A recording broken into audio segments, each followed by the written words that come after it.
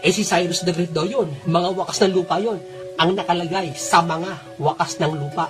Iba yung mga wakas ng lupa, eh iba yung wakas ng lupa sa may mga wakas ng lupa. Ha? Iba yung wakas ng lupa lang sa mga wakas ng lupa. No? O, bonus ko na lang yun, no? O, Okay, so ipagpatuloy po natin ngayon mga kapatid ang pagsagot sa munting kaalaman kaugnay sa una, sinagot natin kanina ang pagiging sugo ni Felix Manalo, yung SEC registration nila, at ngayon, binanggit niya yung wakas ng lupa o mga wakas ng lupa. Alam nyo ba kung ano ang aral ng ANC kaugnay sa wakas ng lupa? Noong taong 1914, yon ang paglitaw sa Iglesia ni Kristong Tatag ni Felix Manalo. Ano ba nga talaga 1914 ang wakas ng lupa o wakas ng mga lupa? Tatalakayin natin ito mga kapatid. Pagpatuloy natin ang pagsagot. Samahan ninyo ako. Kasi mamalingan, pag palaging inulit-ulit ay magmukha talaga ang katotohanan para sa ating mga kapatid na kulang ang kaalaman. Ang pagkadaya ay maranasan sa iba't ibang paraan. Pero napakasakit pag madaya tayo sa pananampalataya. Dahil nanganib pati ang ating kaluluwa. Viva Cristo Rey! Pro Dio et Ecclesia! Kumusta? Welcome po sa ating live streaming. Ito yung lingkod, Brad Wendell Talibong, makasama sa ninyo.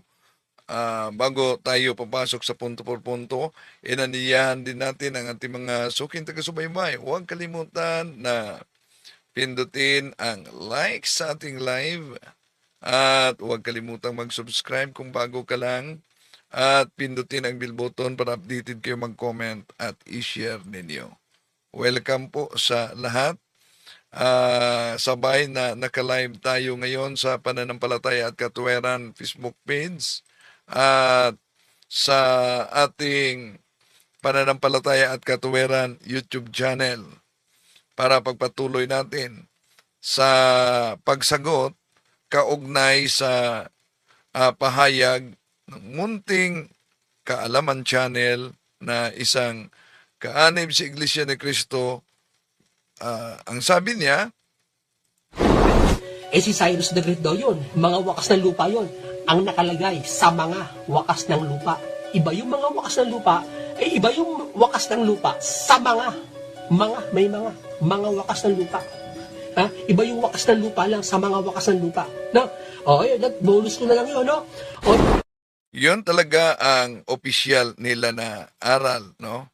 Na una, iba daw ang wakas ng lupa o yung mga wakas ng lupa. Diyan sa Biblia. Kaya di maaring si Cyrus daw ang katuparan dahil wakas ng mga lupa ang binanggit daw. So, yun ang kanilang aral kaugnay sa pagiging sugo ni Felix Manalo. Sugo si Felix Manalo daw sa wakas ng lupa. Ang tanong, 1914 ba ang wakas ng lupa? Di po ba 2005 na tayo ngayon? Pero kung sisilipin natin,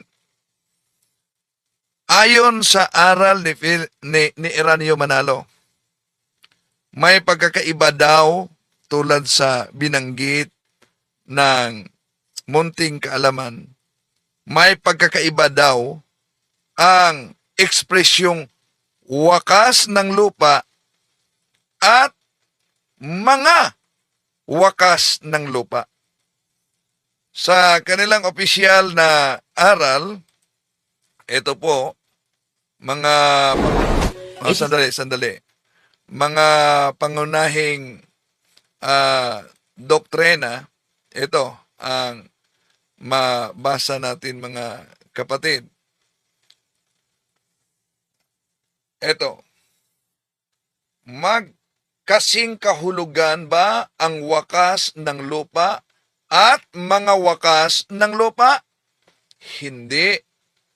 Magkakaiba ang ekspresyong mga wakas na lupa at ang ekspresyong wakas ng lupa. Ang wakas ng lupa ay ang ikalawang pagparito ng Kristo. Hindi sa panahong ito lilitaw ang Iglesia ni Kristo sa Pilipinas. So, tandaan ninyo ha, ang wakas ng lupa ay ang ikalawang pagparito ni Kristo. Hindi sa panahong ito lilitaw ang Iglesia ni Kristo. Okay. Mas mabuti na matandaan ninyo ang pagkakaiba daw dahil may pagkukontrahan ngayon. Totoo bang may pagkukontrahan? So pakita natin ang kanilang pasugo magasin. Tandaan natin, batay sa ipinakita nating opisyal na doktrina nila, yung ang wakas ng lupa na nauna nang binanggit sa Munting Kaalaman Channel, ang wakas ng lupa ang ikalawang pagparito ng ating Panginoon Jesucristo. Ang mga wakas ng lupa daw, para sa kanila, kaya iba ang ekspresyon, yon ang paglitaw ng Iglesia ni Cristo 1914. Kaya magkaiba daw itong dalawa. Pero, sursuriin natin mga kapatid. Alin ang tinutukoy ni Kristo na mga bagay na ito mga kapatid, na kapag makita ang palatandaang malapit na ang wakas o ang sinabi ba, mga wakas ng lupa. Tingnan natin ang mabasa sa aklat ni Eranio Manalo. Ito po mabasa natin. Sa pahina 180. Ang kasabay ng pangyayari ay digmaang pangsanlibutan. Ang hinuhulaan dito, hinuhulaan ito, no? Correct natin. Ang sabi dito, balik natin ito. Ang kasabay ng pangyayari ay digmaang pansalibutan. Ang hinuhulaan dito na digmaang pansanlibutan ay yaong sumiklab noong 1914 na tinatawag na unang digmaang pangsanlibutan. Yon. So, si Eranio Manalo mismo ang nagpahayag dito. Ngayon, dandali, may tumawag. So, sa makatuwid, noong 1914, yun ang panahon ng mga wakas ng lupa.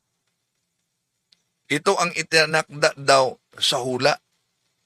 Pero gano'n nga ba talaga? 1914 ba ang mga wakas ng lupa ayon kay Eranio Manalo sa nabasa natin? Pero iba mga kapatid, yung nakasulat sa kanilang Pasugo Magazine, lalo na sa lumang Pasugo Magazine. Dahil sinabi na si Felix Isagon Manalo ay lilitaw daw, hindi sinabing mga wakas ng lupa, kundi ang sabi, lilitaw si Felix Manalo sa wakas ng lupa. So, kung wakas ng lupa para sa kanila ay ang pangalawang pagparito ng ating Panginoong Hesus, at sa Pasugo Magazine na ipakita ko sa inyo ng may akday si Villanueva ay lilitaw si Felix Manalo ang kanyang iglesia sa wakas ng lupa. Ay ibig ba sabihin na si Kristo at si Felix Manalo ay sasabay lumabas sa wakas ng lupa? Paano i-reconcile nila yan? 1914 ba dumating ang ating Panginoon Jesucristo para sa ikalawang pagdating niya? Dahil yun ay wakas ng lupa na? Okay, tingnan natin. Pakita natin ang Pasugo Magazine. Eto, pansinin ninyo ang nakasulat sa Pasugo Magazine. Yung copy mismo, pinakita natin. 1956, pahina 7 ni Pedro Reyes Villanueva. Ang huling sugo ng Diyos sa wakas ng lupa. Pansinin ninyo, ang ginamit dito, sa wakas ng lupa. Hindi sinabing, sa mga wakas ng lupa. At ang may akda dito ay si kapatid na Pedro Reyes Villanueva. Ito, may bagis. Si kapatid na Felix Manalo ay huling sugo ng Diyos sa wakas ng lupa. Napansin nyo ba? Ang nakita diyan, sa wakas ng lupa. O di po ba sabi nila magkaiba ang wakas ng lupa at ang wakas ng mga lupa? Balikan natin ang aklat ni Eranio Manalo. Ito, mabasa natin sa pahina 64. Magkasing kahulugan ba ang wakas ng lupa at mga wakas ng lupa? Hindi. Magkaiba ang ekspresyong mga wakas ng lupa at ang ekspresyong wakas ng lupa. Ang wakas ng lupa ay ang ikalawang pagparito ni Kristo.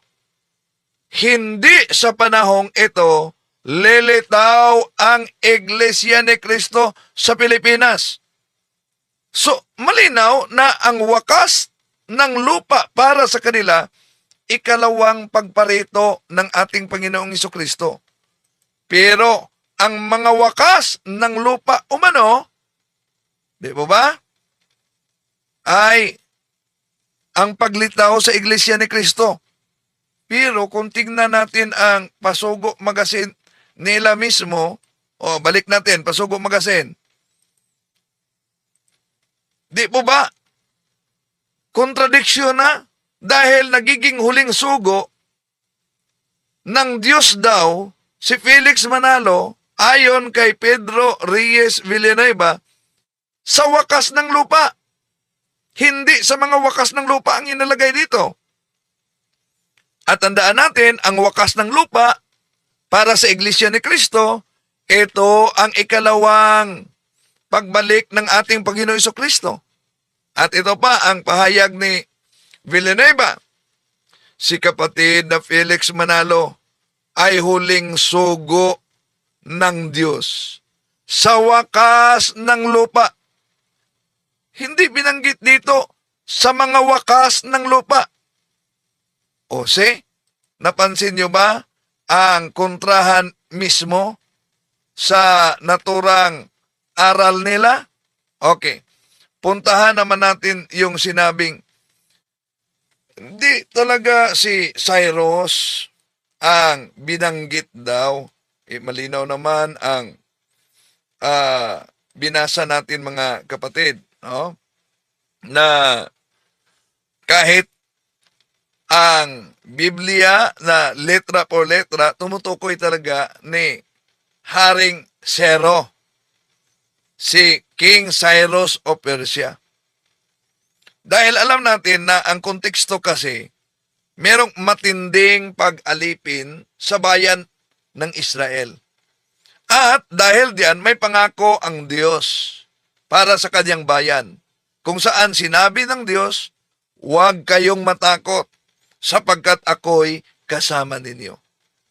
At dito na papasok ang tinatawag na ibong mandaragit na darating para iligtas ang pang-alipin ng bayang Israel. Pero inangkin ito ni Felix Manalo. na itong malayong silangan daw, ang Pilipinas, mga wakas ng lupa, yun ang paglitaw. Pero malinaw, kahit sa iba't ibang salin mga kapatid, at kahit tingnan pa natin ang iba't ibang mga Bible scholars, hindi ito tumutukoy kay Felix Manalo. At lalo nang hindi ito tumutukoy sa iglesyang lumitaw sa 1914. Ang ibon na tinutukoy dito, walang iba kundi si Haring Zero, si King Cyrus of Persia, na siyang magligtas sa Israel sa hula, because Bible must be interpreted according to the context in which it emerged. Siya ang magligtas o nagligtas, past tense, sa pangalipin sa bayan ng Diyos laban sa mga kamay mismo ng mga kaaway. Ginamit ng Diyos si Cyrus, si Haring Cyrus, upang mapalaya ang Israel sa pagpangalipin. Hindi po si Felix Manalo. Tingnan natin ang Biblia, ang salin. Ito, mabasa natin sa ang salin. Na nagsabi tungkol kay Zero, siya'y aking pastor at isasagawa ang lahat kong kaligayahan. Na nagsasabi nga rin tungkol sa Jerusalem, siya'y magtatayo at sa templo ang iyong patibayan ay malalagay. Yon, binanggit talaga si Cyrus. Pero para sa kanila, imposibleng si Cyrus daw ang binanggit diyan. Dahil sa argumento na una, yung mga magkaibang termino daw, yung mga wakas ng lupa. At ulitin natin, iba daw ang mga wakas ng lupa at iba ang ibig sabihin sa wakas ng lupa. Si Cyrus the Great daw yun, mga wakas ng lupa yun, ang nakalagay sa mga wakas ng lupa. Iba yung mga wakas ng lupa, iba yung wakas ng lupa sa mga wakas ng lupa. Ha? Iba yung wakas ng lupa lang sa mga wakas ng lupa. No? Bonus ko na lang yun, no? Yun ang bonus niya na iba talaga umano. So, paano ngayon? Na kung ang wakas ng lupa, ang ikalawang pagparito ng ating Panginoong Hesus, si Felix Manalo, naging sugo ng Diyos sa ikalawang pagparito ng ating Panginoong Hesus dahil sa Pasugo Magazine, ang huling sugo ng Diyos sa wakas ng lupa. O di po ba, iba ang wakas ng lupa dahil ang wakas ng lupa para sa kanila, ito ang ikalawang pagparito. Pero ang wakas ng mga lupa, yon ang paglitaw daw sa iglesia. Kaya nagkukontrahan na dito mga kapatid mismo ang aral ng INC. Ngayon, itong tinatawag na mula sa malayong lupain, dahil inaangkin din nila ito sa Isaiah 46:11. Ito bang mula sa malayong lupain, ang tinutukoy ba dito mga kapatid ay ang, dahil sabi kasi ni Munting Kaalaman, dapat ituro saan yan kung hindi Pilipinas. Dapat ituro saan yan. So, tingnan natin. Ito ang ginagamit sa mga ministro kasi. Isaiah 46:11 na tumatawag ng ibong mandaragit mula sa silangan ng taong gumagawa ng aking payo mula sa malayong lupain. Oo, aking sinasalita. Akin namang papangyarihin. Aking pinanukala. Akin namang gagawin. Yan ang nakasulat. At inangkin nila yan na sila daw ang tinutukoy at Pilipinas daw. Ngayon ang tanong, batay sa Isaias 46:11 na tumatawag ng ibong mandaragit na napatunayan na si Cyrus yan, kahit sa ibang mga version pa, letra por letra. At binanggit na malayong lupain. Ang tanong, saan mabasa at ano na bansa ang tinutukoy ni Propeta Isaias na malayong lupain mismo sa kaniyang sulat? Okay. So, nabasa natin, may malayong lupain sa Isaias 46:11. Si Propeta Isaias ang nagsulat niyan. Kaya, silipin natin, anong lugar ang tinatawag niyang malayong lupain?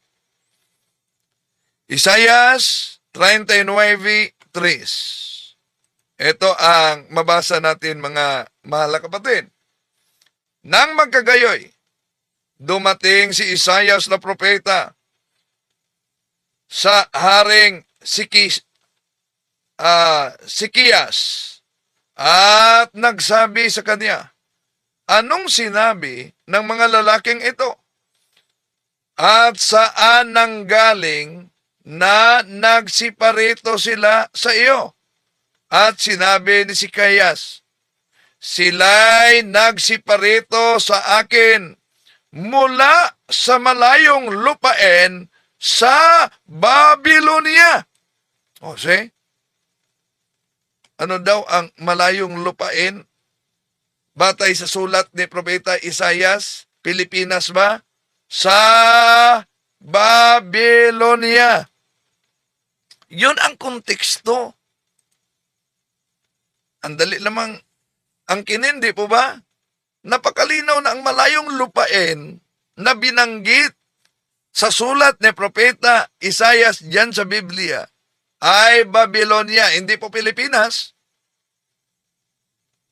So, ang tanong, sino ang dapat nating paniwalaan ngayon?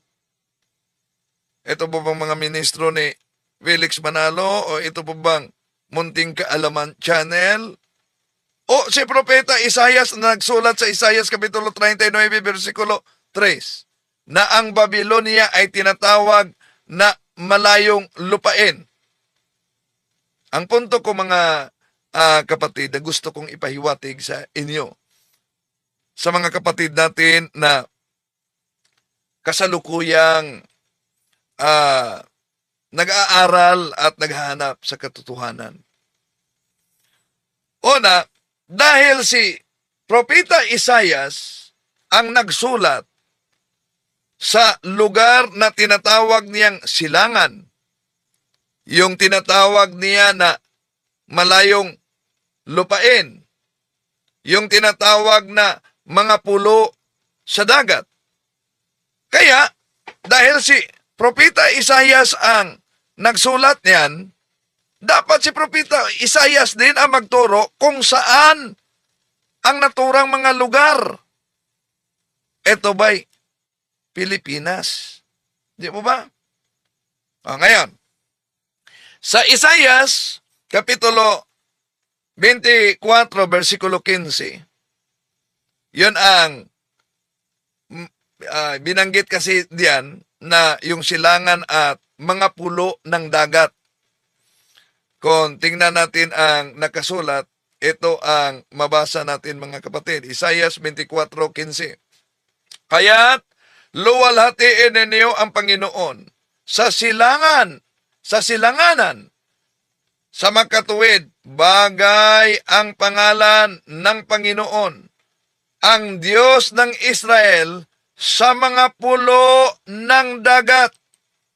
O see, dahil mga pulo ng dagat, ito naman ang pinagdikdikan nila, walang iba, ang Pilipinas yan. Malayong silangan, mga pulo ng dagat. Ang tanong dito, meron bang masusumpungan sa banal na kasulatan o Biblia, mga kapatid, na lugar na tinatawag na mga pulo ng dagat? Meron ba? Meron. Si Propeta Isaias din, mga kapatid, ang nagpahayag diyan Kung tingnan natin ang Isaias Kapitulo 11, versikulo 11 hanggang 12, ano ang mabasa diyan? Ito ang mabasa sa naturang talata. Pasinin ninyo.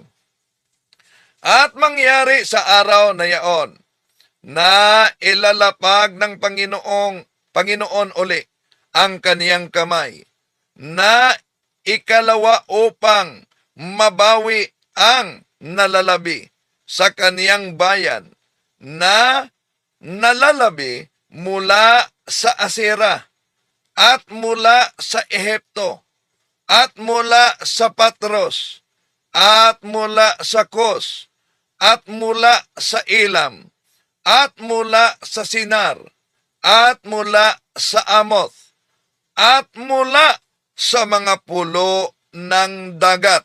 So napansin ninyo, binanggit sa Isaias Kapitulo 11, versikulo 11 mga kapatid, ang tinatawag mga pulo ng dagat. Ang tanong, ito bang mga pulo ng dagat ay Pilipinas? Tingnan natin ang mabasa sa Biblia kung ito ba'y Pilipinas talaga. Esther Kapitulo 10, versikulo 1. Ito ang mabasa. At ang Haring Aswero ay nag-atang ng buwis sa lupain at mga pulo ng dagat. So ano daw ang mabasa sa Esther Kapitulo 10, versikulo 1 mga kapatid? Ang Haring Aswero nag-atang ng buwis sa mga lupain at mga pulo ng dagat. Ngayon, kung Pilipinas ito, ang tinatawag na pulo ng dagat na katuparan, ang tanong, ang bawat Pilipinas na maraming mga pulo ng dagat, nagbabayad ba ng buwis kay Haring Aswero?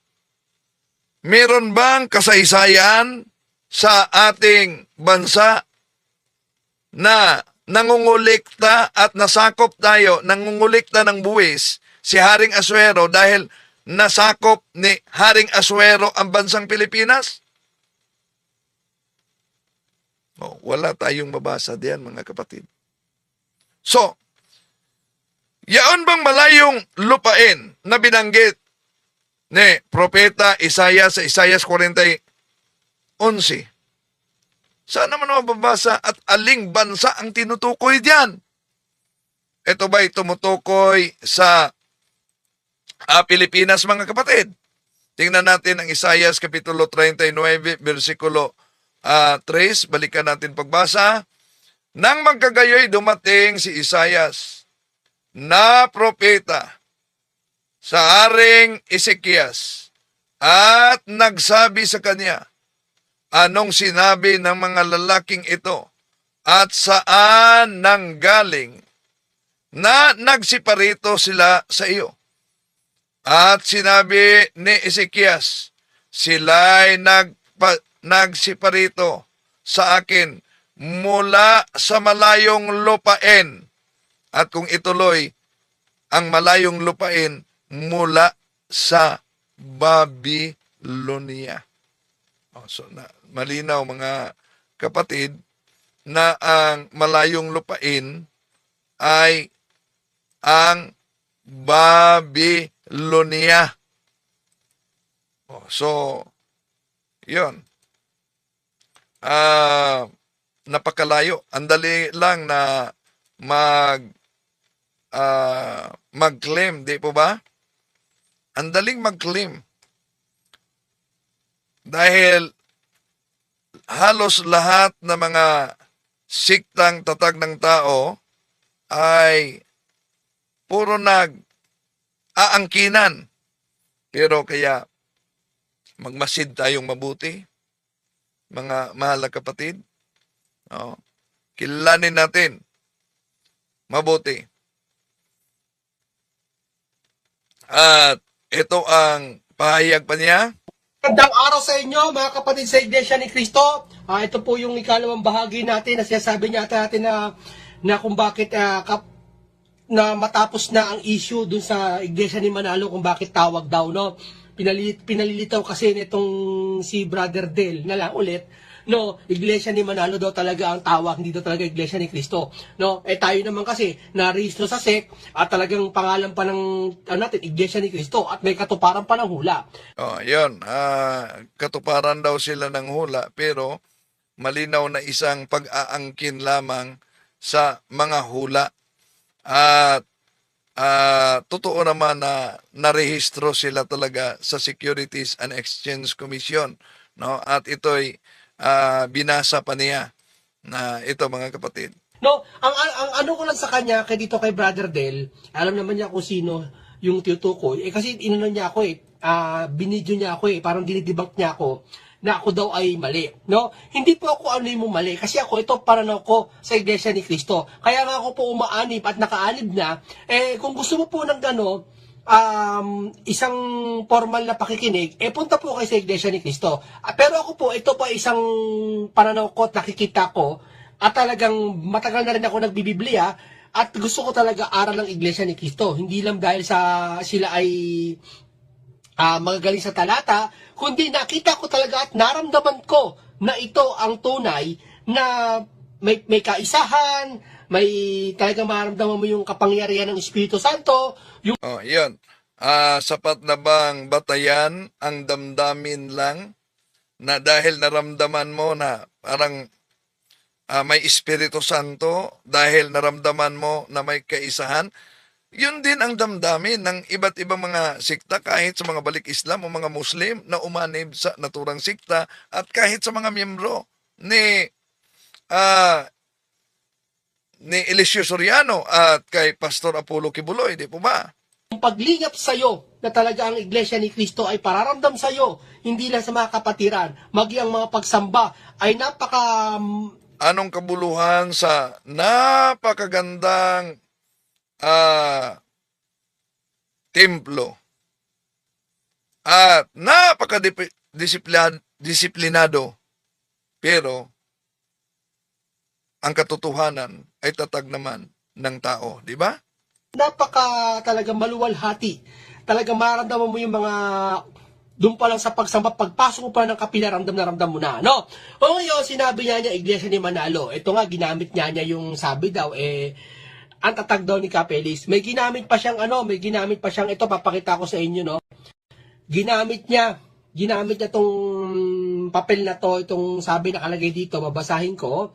United States of America, Philippine Island, Office of the Division, and binasa niya rin to of Archives and Patented Properties of, hindi ko mabasa masyado, Office of Industry. So, palaki natin.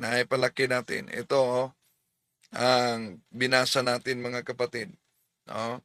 Na binasa niya. Ang SEC registration ito. SEC registration na nakasulat, translation, United States of America, Philippine Islands, Office of the Division of Archives, Patented Properties of Literature, and Executive Office of Industrial Trademarks, Felix Manalo, applicant, about Unipersonal Corporation or the society called Iglesia ni Cristo. That said applicant appears before this office and respectfully declares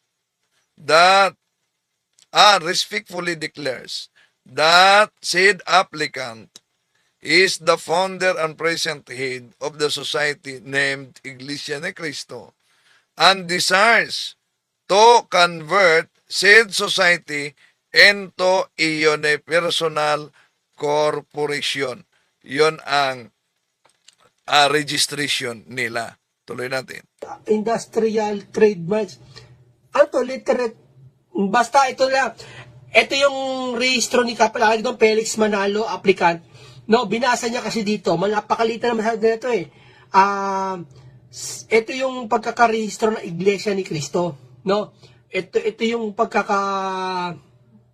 binasa niya dito sa Iglesia ni Cristo nga. Si Capelis daw ang tatag nito. No? Paano maitatag ni Cristo dito sa malayong silang katuparan ng hula? na si Kristo ang mababa. Siyempre, nagamit siya ng kasangkapan na sugo. O, yan. At inaamin lang sa kanilang pasugo sino talaga ang founder. Ito ang mabasa natin sa Pasugo Magazine, Mayo 1997, page 11. Ito mabasa natin. Way back on July 27, 1914, the Church of Christ was registered with the Philippine government. The registration papers state, among other things, that Brother Felix Y. Manalo is the founder of the Iglesia ni Cristo. Ngayon, ano pong kaugnayan dito mga kapatid sa kanilang SEC registration? Ang SEC registration kasi, ang ginagamit nila na argumento para patunayan na ang isang sikta na nakarehistro sa Securities and Exchange Commission ay walang kaugnayan sa iglesyang tatag ng ating Panginoon Jesucristo sa Jerusalem. Nakasulat yan sa kanilang Pasugo Magazine nang tinira nila yung sikta ni Teofilo Ora sa Pasugo Magazine, Enero-Pebrero 1981, page 51. Ito ang mabasa, ang may akda ay si Brigido Lubao. Si Teofilo Ora kasama ang ibang mga kaanib na natiwalag sa Iglesia ni Cristo ay nagtatag ng kanyang sariling relihiyon noong Mayo 1922. Mayroon ba tayong maipakitang katibayan mula sa mismong iglesia na tatag ni Perez tungkol sa simula at sa pagkatatag nito? Narito ang isang bahagi na nakasulat sa rehistro ng iglesia na iyan. Kaya malinaw na wala silang kaugnayan, munti man, sa iglesia na natatag at nagsimula sa Jerusalem. O di ba argumento nila, pag ang iglesia ay narehistro sa Securities and Exchange Commission, katibayan na wala silang kaugnayan sa iglesyang natatag sa Jerusalem. At inamin sa kanilang pasugo na sila ay narehistro mismo sa Securities and Exchange Commission. Okay? So, ito'y tinatalakay lang natin. Hope na ito'y magiging gabay sa ating mga kapatid na naghanap talaga ng katotohanan. Di po natin layunin na saktan ang damdamin nila. Sana magamit ninyo yan, lalo na sa mga nagsubaybay at nakikinig sa paghanap sa tunay na iglesyang tatag ng ating Panginoong Jesucristo. So, to make His message known is our responsibility. So here we are to pledge our lives to the